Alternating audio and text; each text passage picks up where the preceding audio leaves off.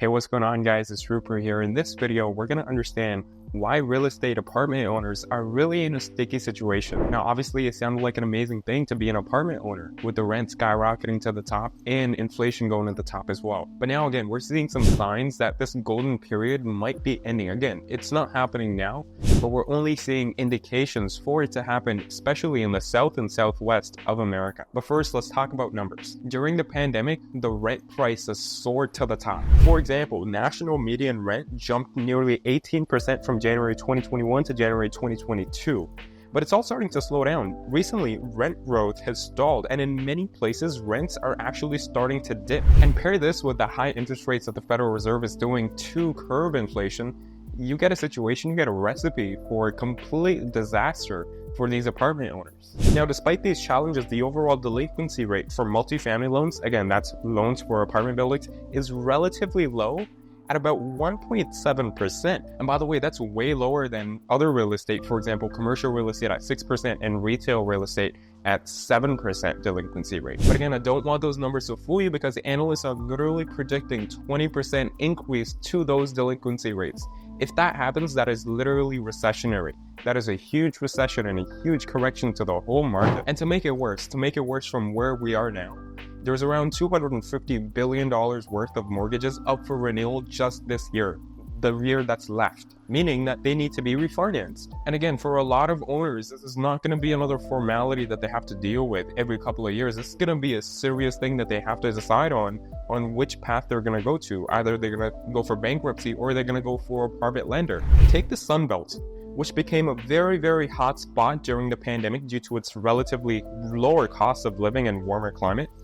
It's especially feeling the heat. Developers rushed to build luxury apartments anticipating high demand, but the influx of new residents has slowed considerably. Just last year, in major Sunbelt cities like Miami, Phoenix, around 216,000 new apartment units were completed, but only 95,000 were filled.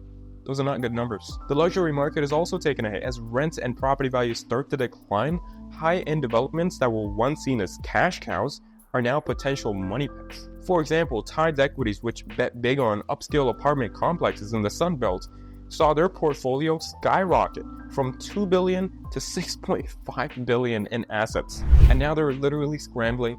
All those profits are gone. So if the situation is that bad off, why isn't everyone going into bankruptcies? Why then it's all spiraling into a recession? Well, that's because a lot of multifamily loans are protected by government-backed corporations, for example, Fannie Mae and Freddie Mac. These organizations were set up to make housing more affordable and can step in if other lenders back out. And this essentially provides a safety net for these real estate investors, given that everything else goes wrong. But despite all these extra measures, analysts are still predicting and they're still warning people of this wave that's yet to come. And by the way, guys, this could seriously cause more problems, not just for property owners, but for the broader real estate market. While people will always need places to live, giving multifamily units a bit of a buffer, the shifting economic landscape could reshape what has been seen as a relatively safe investment. But guys, don't get me wrong, real estate investment, especially in the apartment sector of real estate, is my favorite and will continue to be my favorite. So again, my purpose isn't to scare you away from these investments. It's literally quite the opposite, because multifamily units are literally one of the best investments that you can have in this market, especially now. Again, given that you look at the market and you understand the scenario that plays out. But guys, it's not all doom and gloom. This is just a business cycle doing its thing.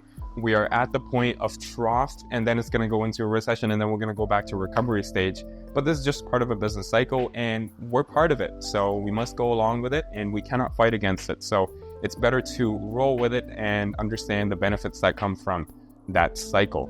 But if you guys enjoyed this video, I would really appreciate if you guys could like and subscribe.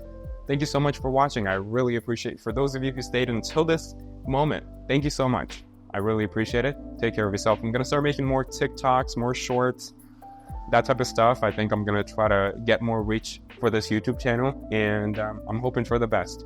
Thank you so much. Take care.